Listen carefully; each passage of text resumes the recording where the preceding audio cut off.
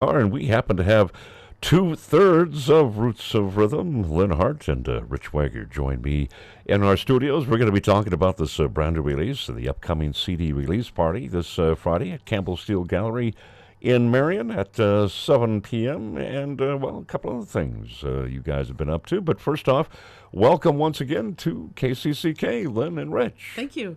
Hey, Gordon. And I've got to ask you something a little bit about that version of a smooth one. Taken at a rather leisurely tempo there, and a little bit different, I think, for people who are maybe accustomed to more traditional arrangements of that tune. That's kind of an interesting approach. Can you tell us about that, and whose idea was that, and what was that all about? I liked it a lot. Well, I think one of our priorities was to take tunes that are kind of in the classic American songbook and put a new twist on them. Yeah. So we thought, this tune really had the potential to just be really sultry. Yeah. So we just kept the recording machinery going and just played it that way and decided if we liked it or if we should do it again faster, and we ended up liking it that way. So cool. That's what we ran with. I like that. Plus, I don't think any of us had had a cup of coffee when we got into the studio. So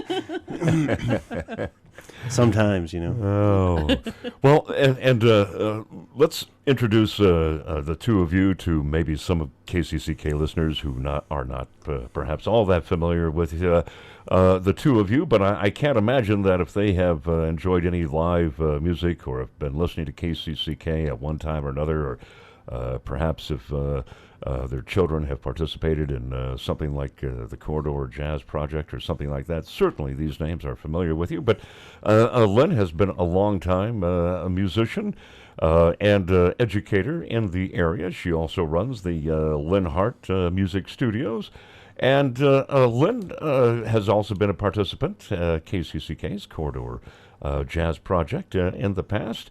And Lynne, let's talk a little bit, too, about your involvement with this brand new project, because a lot of people, I think, are accustomed to you and hearing you perhaps more on alto sax and sometimes flute. But on this one, it's kind of back to that 30s licorice stick stuff. Right. Well, a lot of the saxophone players I know, to get work as saxophone players, had to take up the clarinet because there's so much work that involves both. But for me, it was actually the other way around. I started out on clarinet, and the only way to get to play some jazz on the clarinet was to also take up the saxophone. That's how I ended up getting into the school jazz band and doing all that. Okay. So this is I'm just kind of revisiting my origins. Kind of full circle for you. Yeah, it kind of is. Okay. Well, that's very neat. Yeah. And Rich, of course, a lot of people certainly know Rich from our sharing with them the Iowa Duets CD with the guitarist Pat Smith. And you also have been heard here on KCCK, and no doubt for, I think, a lot of our listeners live as a member of the Mirage, the John-Luc Ponty project, or the John-Luc... That's been a very fun project as well. Ponty Tribute Band with Natalie Brown. And let's talk a little bit about you, because I know your association with jazz here as of late. You have also done classical performances. I know that, but your heart really seems to really kind of stay in this kind of small contextual setting, either as a duo or here as the trio, right? Outside of maybe some of the other endeavors that you're involved with, and is that because maybe the instrument you play gets a chance to maybe shine a little bit more that way? There might be a little of that there. One thing, when you start talking about larger and larger ensembles all the time, when you're dividing a certain amount of labor up between anywhere from 10 people to 80 people, if you're playing in an orchestra, the role that you might do becomes more and more defined. And, as someone who's played the bass for 32 years now. He's dating himself. Yeah, I know. I started playing, of course, when I was 2. I mean, that's good. But a lot under your belt. Right. Doing that, I guess it makes a person always look for different ways to play the instrument, different functions the instrument can do. And, I've really gone back and forth with what I've done. I have played in a few orchestras. You know, I lived in New York. I lived in Memphis. I think that put a lot of different sounds in my ears. And yeah, when you play with 2 or 3 people, or even in a combo situation with a drummer you add, or something where there aren't as many people to divide up that labor, then you get to do a lot more things. And I'll tell you, nothing has been better for my playing than playing in duos and trios, because it's forced me to be a little more active. There's nowhere to hide when you're playing. Exactly. Right. Playing 2 hours of duo gigs. Yeah. You know? Exactly. Well, and we're going to hear something else off of this brand new one, Roots of Rhythm.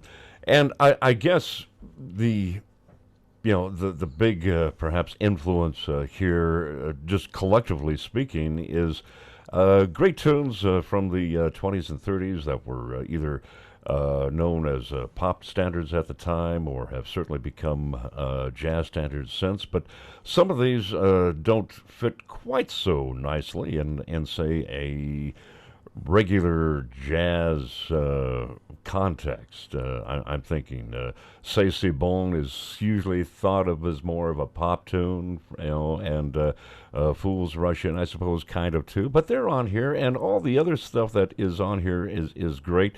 And some classic Latin material, Besame Mucho on here, Gershwin, and a lot of other stuff. But Roots of Rhythm, where did you decide that that was, where you wanted to start from, and how, I guess maybe the origins of the project, was it a collective kind of process, or did somebody say, hey, this is what we ought to be doing, and I want you guys along for the ride because I think you'll really enjoy it? Well, or how did that happen? How did the 3 of us really get together? I'm trying to remember. I don't know. It seemed to have been like a force of nature. We just Yeah. sort of Is that ended right? up playing Wow. together, and it just Divine intervention I or think something? so. I mean, maybe the is. chemistry it was just so strong. Great. We Oh, just. excellent. I feel like when we were recording, we didn't even have to talk about how we were going to end each tune. It was just like this telepathy that was going on. Wow. We just kind of were able to Right. predict what the other people were. It gonna was do. interesting because it was at Rife Recording Studio, which first of all is a great room. It's It's fabulous, really, yeah. I mean, listening to this album in a lot of recording studios, this could have gone through a lot of why does this sound dry, and why are we having to figure out how to process this, or what are we doing acoustically? And really in that room, it basically took care of everything. Once we were in there, we had a list of songs that some of them we'd played together, and some we just brought to the table for this project. And honestly, when we were talking with Pat about this, and actually going from it just being a recording project to putting the disc out, it was like, well, what more do we have to do? And it's like, we started figuring out what we'd actually recorded, and we already had a disc's worth of material. Wow. It also helps too that there's no editing on this. It's all one take material, and the fact that we were actually able to squirrel away a little bit of time so that we could do it in a couple big chunks makes Right. it so that it's a little more cohesive, I think. Yeah. Well, great. I mean, that's, that I think is a sign right there of maybe something kind of special, because like you said, if things click, if they gel, if you're reading each other so finely and so fine and in tune with what everyone else is doing, and it just kind of comes off, like you say, first takes. That's rather unusual, I think, even on some jazz recordings, these days. Sure, so, right? so that's neat, and certainly kind of a nice background to this recording. Again, it's Roots of Rhythm. It is a CD release party for Lynne, Richard, and Pat, coming up this Friday at Campbell Steele Gallery in Marion at 7 p.m. Now, there is no cover, but they do strongly suggest that you call to pre-order for, I guess, hors d'oeuvres. Is that right? I guess, yeah. The Okay. hors All right. available, and some people like to call and reserve their favorite table in the Yeah, club, right, so they're welcome right. to do that. And I'll tell you what, we'll give them that number right now. Why don't we go ahead and do that? And it is 319-373-9211. Say hello to our good friend Craig Campbell, Priscilla Steele as well. But again, Roots of Rhythm CD release party for Lynne Hart, Rich Wagor, Pat Smith. Lynne Hart and Rich Wagor have been my special guests in studio, and this